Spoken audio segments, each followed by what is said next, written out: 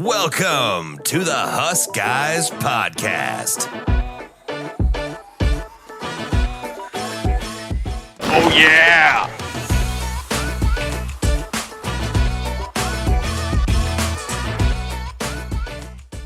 What is up, everybody?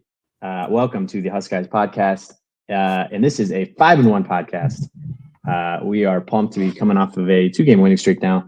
Boys are looking good, feeling good, and we are sitting here and need to be grateful that we are 5-1. We'll get into all the good, the bad, the highs, the lows, the ups and the downs of this program and the stuff that we've seen in the first half of the season is what we're going to dive into today.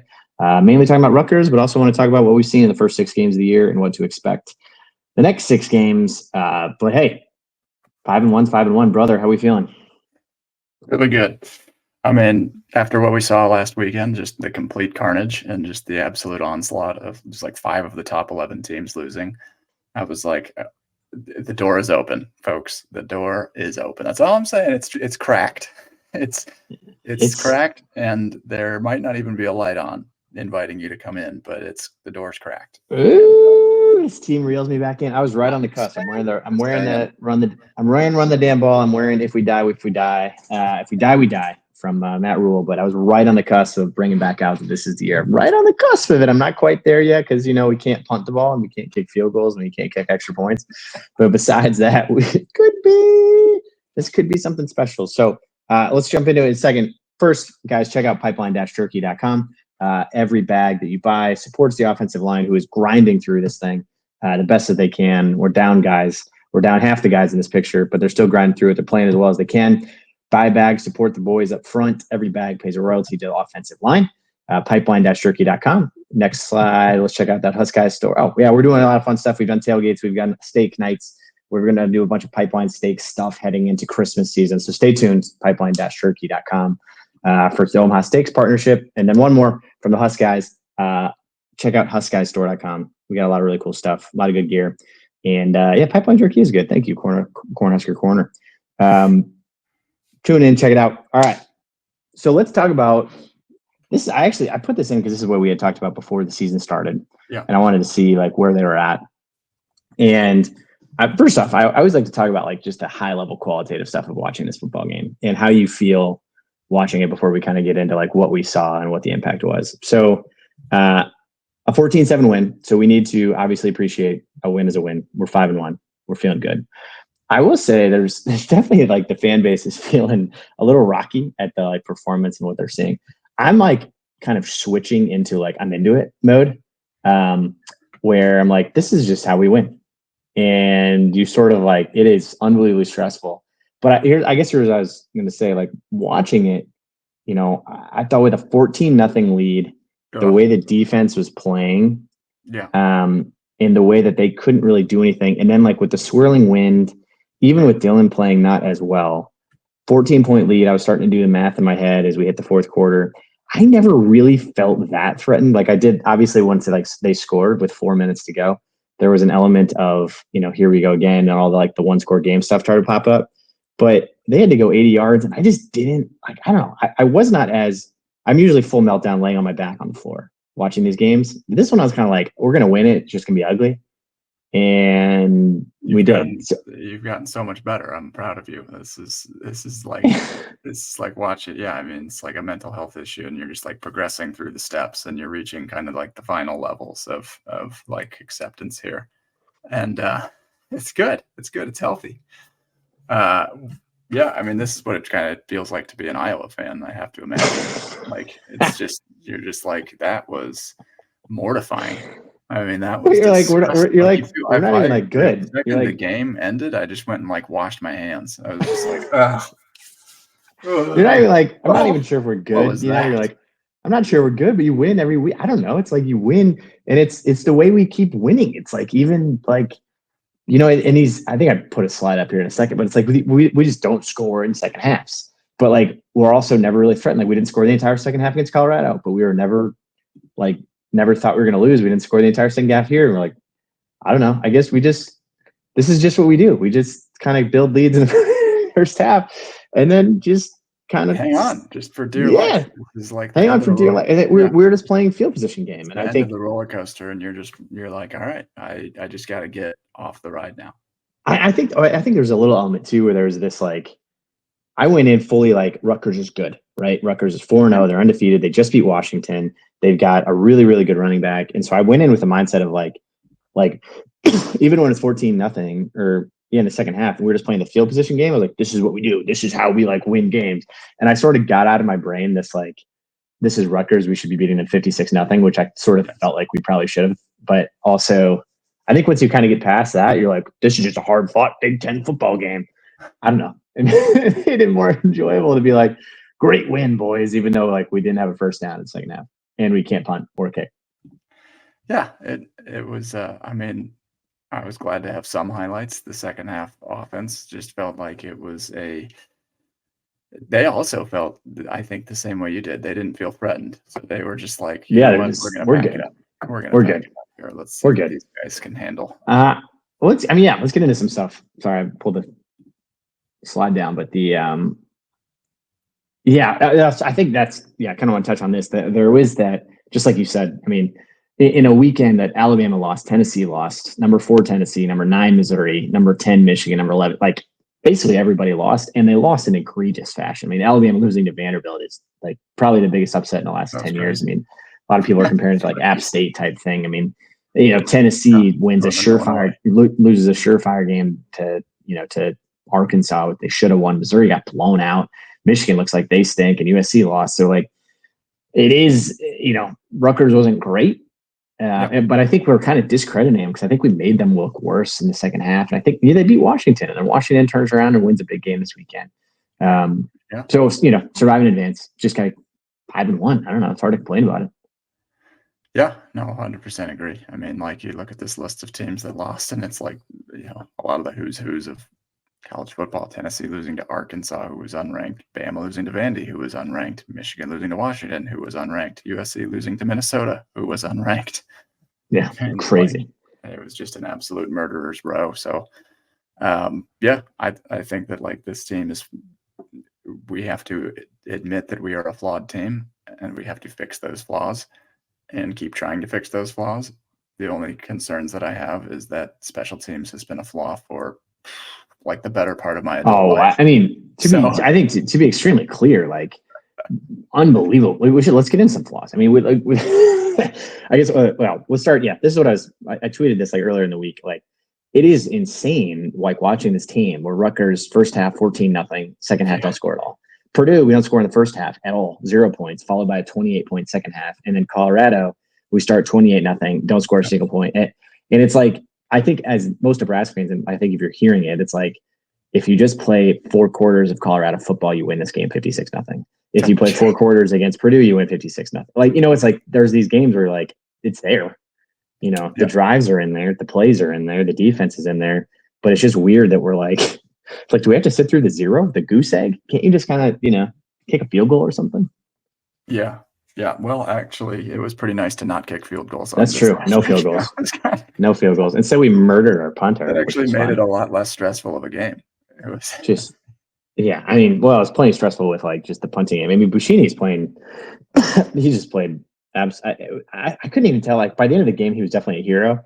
But like the first half of the game, I was like, "This is an absolute nightmare." I thought he was going to die. I thought he was going to die on the field. His first punt block, because there were 2. There was not 1. There was 2 punts that were blocked. Not to be confused with the 2 field goals that were blocked last week. God, it's a nightmare.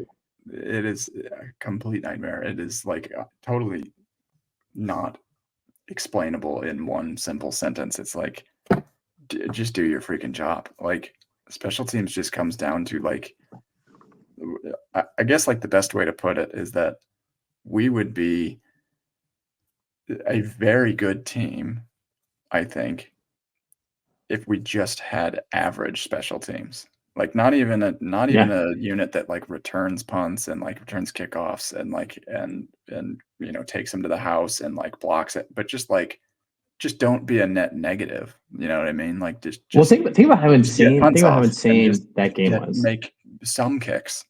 But think about how insane that game was, where like we block, they block the punt, they bring it back to the 1, which I thought he was in, and I was fully like, all right, this is, wheels are off, meltdown mode. He gets down to the 1, and it literally, I'm not exaggerating. When he got down to the 1, I was like, I don't think they're going to score. Like, I just had this weird, like, once they stopped him on first down, I was like, I think the Blackshirts are going to stand up here. Like, we haven't given up. We haven't given. We had a penalty, so then it was like, oh my god, they got 4 more downs. Yeah, so we haven't given up a rushing touchdown all year, which is unbelievable. But I was like incredible. But to your point, like, I mean, even with diabolically terrible special teams and them starting drives on the 1, they're still not scoring. The following drive after that, they started on like the 27 and didn't score again. That was insane. And they actually went for a net between those 2 drives in a row. They went for a net negative of 16 yards. Yeah. I mean, it's that. So yeah, it's like if you just get punts off backwards, starting within. But we 30. Still like they stood up. I think obviously you're concerned because like Ohio State's not going to let you play like that, and they're going to score from the 1 yard line if they block a punt. But I keep coming back to like we started 2-4 last year. We started 2-4 the year before. Like we got to enjoy 5-1, but it's bad football a lot of the time. But go to the next slide. Let's talk about the D. I think I've been there. Here we go. No, I think we got. You got to shout out the boys.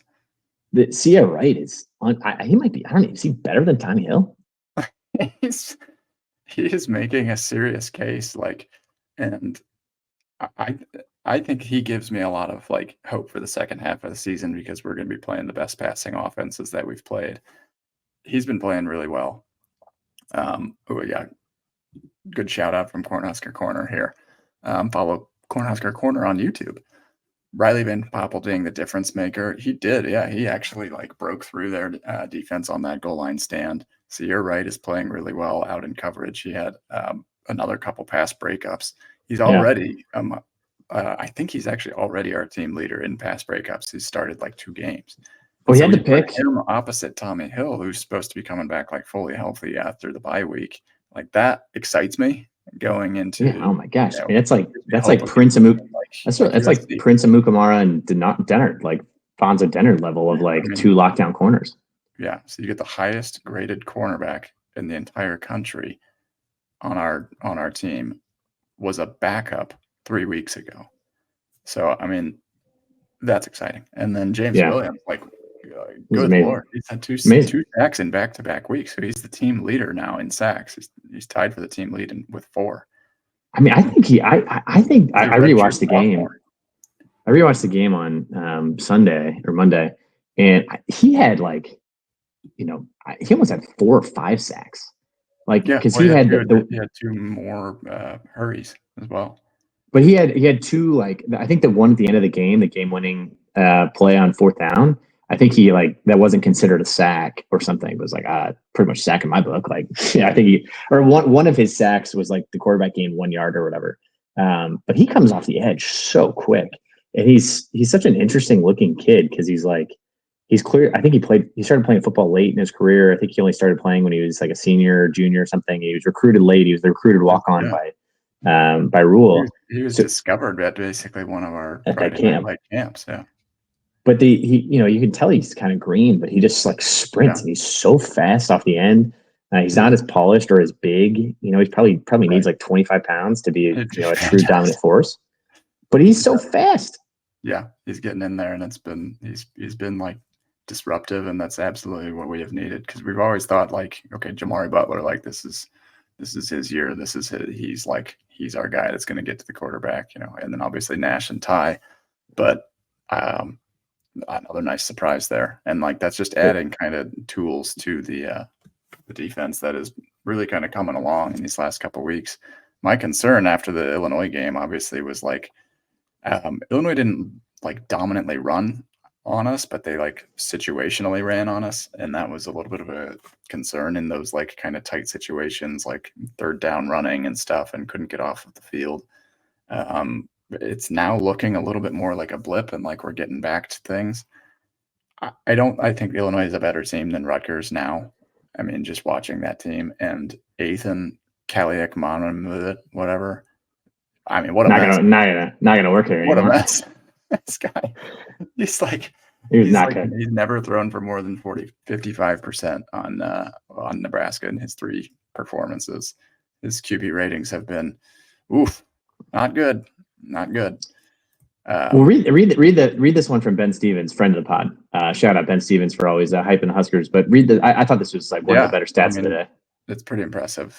So 43 FBS defenses have forced 8+ turnovers this year. 16 FBS defenses have recorded 15+ sacks this year. 11 FBS defenses are allowing less than 14 points per game. Only one is doing all 3, and that is yours truly, the Nebraska Blackshirts. I mean, 20 sacks. 3 points per game. 11.3 points per game. 20 sacks in 6 games. Pretty good. And 10 turnovers. I mean, I will also say, a little bit of a tip of the cap to the offense on this one too, but we are, I think, +5 in turnovers, which puts us top 15 in the country. I mean, the last time that we saw that was literally over a decade ago. Well, and this is what's kind of crazy is this is like, again, kind of going back to how frustrated everybody is, or with the play, and everybody has a right to be, but it's the number one thing we've said the last 10 years. It's like, if we could just figure out the turnovers. If we could figure out the turnovers, we could figure out how to force them, and if we could figure out how to stop, like how to hold on to the ball. You're talking about the difference between 3 and 31 or whatever in 1-score games, and 16 extra wins, and we're starting to win them because it's like literally it's just that simple. It's just like hold on to the ball. Adjustments, like you pointed out in this tweet as well, but the mid-game adjustments. So Monongai had 8 carries for 64 yards in the first quarter. In the second quarter, 1 carry, 1 yard, and in the second half, 10 carries for 14 yards. And Monongai before the game was third in the country in rushing. Yeah. So they started out doing exactly what we thought they were going to do, and I was peeing down my legs. I was like, you were Melvin Gordon spiral. He had 64 yards in the first quarter. I was like, and he had 3 runs of 14 or more yards. He was just gashing us. It wasn't just like the runs. It was like the way they were happening. It was like he was cutting against the green. He was breaking tackles. He was running through guys. He was running up the middle. He was running outside. He was catching screen. It was like, geez Louise. Like he was definitely on track for like a 250-yard day, but they screwed it up. I still understand what happened in the second quarter. I mean, they just had Ethan throwing passes the entire second quarter. I was like, what are they doing? He got the ball 1 time. And then, it's fortunately the second half because he got 10 carries. Like the defense figured it out and were able to bottle him up. But that second quarter to me was like, I would just this kid should get 40 carries. If he had 40 carries, they would have beaten us 28-0. Kaliakmanis was 15 for 37. So bad. But he wasn't even close. It's not like he was like an average of 5 yards per pass play. It was literally his QBR was 19.3, which, not to put a damper on that because that's incredible. Rayola's QBR was worse. 11.3. He put I just thought Kaliakmanis was putting on Joe Bowserman from Ohio State. Right? Right. And where it was like, oh my God, all they need to do is you're like, this guy he can't do this anything. Guy stinks. Where did they even find this guy? Oh, they found him from Minnesota, and Minnesota also couldn't throw with him. Yeah, he's like, well, he's also like a career 58% passer or something. I was like, you can't just like make an inaccurate passer accurate. But no, yeah. Anyway, the D was outstanding. Dylan. So there was I put up this midseason true freshman All-American team. We've got Dylan on here and Ja'Cory Barney, who are playing outstanding. Let's talk about Dylan for a little bit, because I just went immediately into as I do in like my mental health issues from watching this team. I just immediately blamed the wind for the entire game. Like I just threw the whole thing away I think with Aiden up in there. Well, I think with Kaliakmanis too, of like he couldn't complete anything and he wasn't even close. Like the wind, the announcers the entire game were talking about the wind. So I purely just went to like, all right, this is the wind, throw it out. Rayola didn't have a bad game. It was just wind. That was it.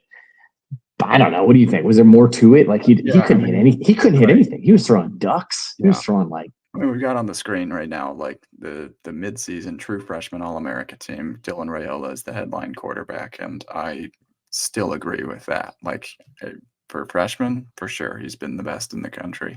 And then Ja'Cory Barney bringing up the rear there as well. That's the all-purpose freshman All-America. Pretty amazing to have those two on your offense. I would say at the midpoint in the season, this was the first game that he looked mortal and he looked like a mere human amongst other mere humans. He just there were a couple times where he uncharacteristically missed, and then he uncharacteristically made the wrong decisions. Like there were some plays. There was one late in the game in particular that I think people probably would just pin directly on his shoulders, where he just kind of looked off Ja'Cory Barney. Yeah, he's missed. And the play was designed. It was basically like a sweep, and then he was kind of going out on a wheel route out toward the toward the left, basically. And it was like that was the play. And there was just why didn't you just run the play? Because it was very open. So there's I think the interception stuff, but he's still got the best arm in the entire best arm in the country. I'm not worried about him. I think I'm glad that, if hopefully we got his bad game out of the system in a win, I'll take that all day. Like he still won the game and you can still win without him. And hopefully he takes a lot of pressure off because he truly won all of the 4 games before were 100% because of him. So I think it should hopefully ease the pressure on him that he doesn't need to be a hero to win. We can still win without him.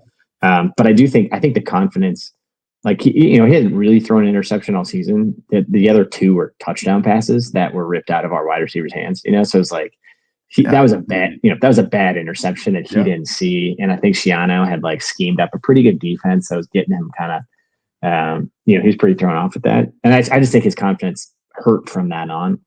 And we saw that in the 0 point second quarter. The second half in particular, he was 2 for 9 in the second half for a grand total of 14 yards passing in the second half. So, I mean, everything that he did came in that first half. And I guess the one takeaway going forward is okay, if he's having a bad game, does that derail the entire offense? Because when he couldn't throw, we also couldn't run in the second half. Yeah. So that would be the one, okay, a lot more of this offense is strictly dependent on him. Before the season started, I would have said, okay, we've got a stable of running backs. We're going to be able to run the ball. We're going to be able to do, but I think we just saw when Raiola's off. Yeah. It's a problem. Well, he opens everything. We don't have a great running game to fall back on. No. We ran for 2.3 yards per carry on the day. I think everything else opens up when he's playing well, though. When he's completing deep passes to Naylor and Banks, who didn't have a ton of big plays or big catches, it opens up the running game because all of a sudden everybody's running deep to cover. You got to cover Findoni, you got to cover Naylor, you got to cover Banks, you got to cover all these guys. And if he's not completing those passes, then we're not running. They had 7, 8, 9 guys in the box for most of the time. So you're struggling through that, but I think he'll come back. I like that we're coming back against Indiana. I refuse to believe Indiana is Alabama all of a sudden. I just don't understand how that's going to happen. 40 points every game. And they just haven't played anybody. But yeah, we'll see. They're coming off a bye week, I think, as well. And so are we. It's going to be a clash of the Titans out in Bloomington. Titans. Pretty stoked. Be awesome. We'll move on through. You find it. Sure. Yeah, I mean, my parting, I guess, points was that Sue being in the house, that was pretty sweet. Just seeing him lead them out of the tunnel, Sue getting into the Hall of Fame. This is just an excerpt that I found. Sue led the Huskers out of the tunnel before the game and watched the Blackshirts sack Kaliakmanis 4 times. He limited the nation's 3rd leading rusher, Monongai, to 78 yards on 19 carries and held Rutgers to 264 yards. Picked him off twice, kept him out of the end zone 6 times on plays from inside the 2. That was just an elite Blackshirt defense, and that was a classic Big Ten West win right there. And you'd rather win than lose. It was not perfect, and I feel like we've said that 3 straight weeks now, but it's 3 straight wins. I don't, what am I to complain about, I guess? Yeah, go back to that Big Ten slide so I can see that. I put this up, so I was like, God, this would be like the year that we could win like the Big Ten West, because it's ugly and the conference stinks and Wisconsin's not very good and Iowa is lost and they're probably gonna lose again. Iowa played Washington this weekend, like they could be 3-3. Northwestern stinks. Minnesota's already 2-3, and Purdue's terrible. I'm like, gosh, this would be. Obviously, we have the head-to-head miss against Illinois, but they'll lose a couple more games. It's like, oh man, we could win the Big Ten West. Obviously, the Big Ten West no longer exists, but this would be like riled up people got about this, because it's like it doesn't even exist anymore. Yeah, it's clearly a joke. But hey, here's the hypothetical Big Ten West, if it were still a thing. If it were still a thing, matter, because it's not. It doesn't matter. And it's and we're like, well, hang on a second, hang on. Illinois would win the head. Wait. We would win the hypothetical Big Ten West. Illinois, we beat you. We're in first in the West. Like, guys, the West isn't even a thing. It doesn't matter. It's like clearly made this up. I don't know. The sarcasm doesn't come through in tweets a lot of times, but yeah, I know we got to get you out of here because you got to go play some soccer. But stay in shape. Yeah, we had some final grades here. We got a couple things here on the game. The rushing offensive a C, I agree with that. This is all from on 3. Passing offensive a D, I agree with that. Gosh, like no touchdown both passes. bad. 11 of 18 in the first half for Raiola, and then 2 of 9 in the second half. That was tough. Rushing defense, they had him at an A. Absolutely. I mean, you bottled up the third leading rusher. Props to you. Passing defense of an A, have to agree. Cali McManus also kind of stinks. And special teams, let's just D. I mean, why do we get a D? How do we get a D? We got a D because of Buschini's punt and then his pass. The fact that Lloyd, God, if Lloyd the fact that Lloyd didn't like beat that one guy, that would have been like one of the best highlight plays of the last 10 years. I mean, a fake punt pass, unbelievable. But we got it to their their 35 or 40, and then we didn't. Didn't score. We still didn't score. We still punted. Punts. Not great. Yes. I don't know. I'm just like I'm like, yeah. Buschini's I would love to. Man. Let's call it what did it. Like Buschini's working with a broken car. He's trying to enter a NASCAR race, and he's just like got all these broken parts. Like he's getting rushed. They rushed 10 on like 3 or 4 straight punts. 2 of them were blocked. He had half of a leg. He was wearing like a back brace on the sideline, like he couldn't even move. Like an 85-year-old in physical therapy. He was literally like showing up like with his walks out to punt with a cane. He was like, he's literally like crawling out to punt. Just get him out there. The offense stinks. Buschini, punt it. And he's like, I can't walk. It's like that like YouTube video that went viral with like the volleyball player, like the one that keeps getting smashed in the face, and he's just like, I can't do it anymore. Yeah, but I will say that there was one of the plays, one of the views of the blocked punt shows like they blitzed the corners too, which is why the blocked punt was wide open, or why the punt pass was open, because they literally brought everybody. They were like, and they're just like, we're just gonna kill him, and they did twice. Yeah, they did. Yeah, they got it twice. They killed him twice. But then they also, the poor guy. But he bombed. I mean, the game-winning punt was the 70-yard punt that he flipped the field on. That after he kicked that, if that had gone to the 50, we're going to overtime. But the fact that he kicked it all the way to like the 12 or 15 or whatever it landed on, that saved the game. Yeah, no kidding. With half of a working body. All right. Yeah. So the final things, you want to announce this for us? Yeah. Well, yeah. We'll probably send this out tomorrow, but we are officially undergoing a little bit of a partnership opportunity with Underdog Fantasy. We're pretty pumped about it. These guys hoping to reach some Husker fans, and we are excited to start promoting and talk about it. It's awesome daily betting. It's got all sorts of different games, fantasy games that we're going to start talking about. Huskers are going to be in there for everything from you basically can bet on higher and lowers of how many yards Rail is going to have, how many touchdowns he scores, how many points he's going to get. So if you go to Underdog Fantasy, use promo code HuskGuys, you're going to get a 50% deposit match up to $1,000. So put in $1,000, you make 500. Put in 500, you get an extra 250. And we're going to be posting a ton of different cool games. You're going to be talking about, you can see Will Howard scores up here. Is he going to have higher or lower passing yards, rushing yards, touchdowns? We can do a full slate across, Raiola and Nayor and Banks. It's a ton of fun. Aaron and I've been playing it. And so use code HuskGuys, get 50% deposit match. And we'll be posting a ton of this over the last half of the year. But yeah, use our code, get 50% deposit match, and we'll have some fun together. Yeah, here's one that I just posted. So Cade McNamara lower than 31.5 yards, longest completion. It's basically a bunch of prop bets that all combine into forming one massive bet. I put in $10 for total winnings of $173, which I would feel great about if any of these would were to hit. But you can do small sums for like pretty large multipliers and stuff here on parlays across different prop bets. It's pretty awesome. So use promo code HuskGuys to do that.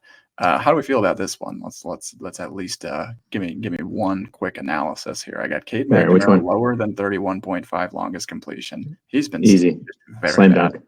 Slam He's dunk. been so bad for Iowa. It's unbelievable. So bad. He stinks. He's thrown for 100 yards in 2 of like his last 3 games.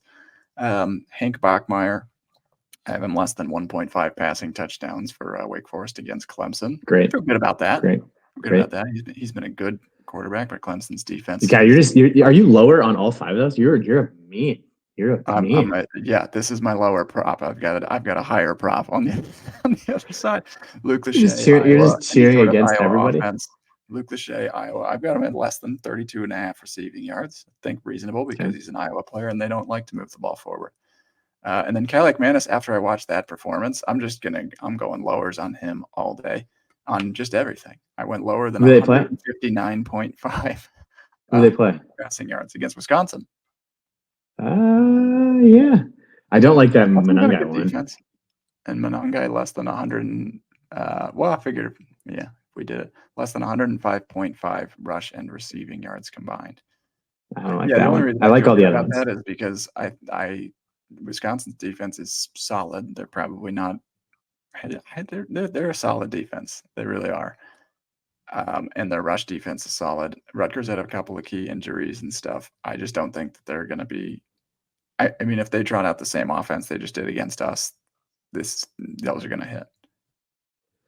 Yeah, but I think Monangai's really freaking good. There's only hesitancy. Like, I mean, he's like that. That's where I kind of keep coming back to, like when we talk about how good we think Dowdell are, Emmett Johnson are, and Ramir. I'm like, no, Monangai's like that dude's a big time running back. Like his moves, his ability to run through people, get around people, catch the ball in the backfield. I was very impressed by him. Yeah, you could tell. Well, you got more. I got a couple more there.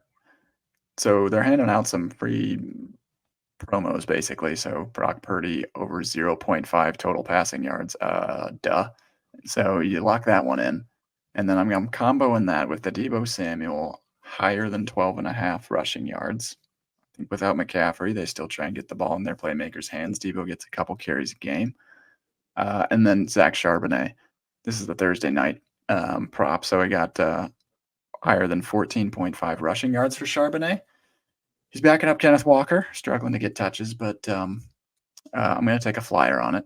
He's a good running back for UCLA, and he's been finding some yards and stuff this year. If he gets 5 yards and averages, or 5 carries and averages 3 yards a carry, it's going to hit, and I'm going to be rich. So there we go. Last one is all right. I'm just all over the board here. Telling you, this underdog stuff is awesome. All right, so 21.5 receiving yards for Julian Fleming. Higher or lower? Okay. I'm hitting you rapid fire. Higher or lower? 21.5 receiving yards? It seems low. Like, that's 1 catch, so higher. Yep. He's only had 2 catches per game, I think, in his last 2 games. So all I need is 1. Yeah. But you just need 1 big play. Also, I really wanted him to come to Nebraska. Will Howard at one point until I knew how good Rayola was, but he's not going to have an 11.5 yard rush. 11.5 yard rush. I don't believe he's had one yet. He's at less than 10 yards rushing the last couple of games. Really? That's a good one. Then. Yeah. Okay. So his longest rush I actually had that higher until like the last second, and then I switched it. So that's really good betting, and this is really good analysis for you. Is just switch your picks at the last second. Dylan Gabriel. Lower than I have him at lower than 258.5 passing yards on Ohio State. Definitely lower. I don't 5 defense. Yeah, I don't think he's. I also don't think he's. I don't think he's that good. Like I was listening to this thing this morning on. They were like NFL scouts were talking about him. They're like, if he was an NFL prospect, he would have come out 2 years ago. He's a 6-year senior. He's transferred 3 times. Yeah. You know, he's having an okay year. He's an okay college quarterback, but him against Ohio State, no chance. Lower. Love it. Drew Aller lower. I have him at lower than 0.5 rush and receiving touchdowns. So he's got to rush for a touchdown, basically. I don't think you will. That's good. Love it. Thank you. Appreciate it. And then Miller Moss got him as an interception with Penn State, right? Yeah. He'll throw an interception. He's been turnover prone all year. Okay, so you agree. So you just agree. I agree. Ready to I agree with all of them break. except the one I don't like is which one I don't like. Oh shoot, I forgot. I got one more in there too. I got Zachariah Branch, USC receiver, over 36.5. Yeah, that's a good one. That's a good one. I'm in. He's in. Lock it in. Tail it. Yeah. Lock 1, it 2, in. 3, Let's 4. make some money. A six-way. That was a dollar to make 500. Yes, that one was 10x. Yeah. No, that one was like Good. 17x, I think. Whew, there we go. Yeah. All right. But I like the those. nice thing about Underdog is they actually have like flex plays too. So you can get 6 right, you get 17x on this one. 5 out of those 6 right, you get I think it was like 3.2 times, and then 4 out of the 6 right, you get like half your money back. So Okay. you don't have to hit them all. Give you a little leniency there. So promo code Husk Guys on Underdog Fantasy. Let's go. All right, we're gonna have some fun. We're gonna launch some fun drafts. We're gonna do Enjoy a the ton bye of week. Husk Guys group stuff. Yeah, enjoy the bye week, all everybody. all the weddings in Nebraska. 5-1. Enjoy 5-1. Weddings for the bye week. Enjoy 5-1, everybody. Go Big Red.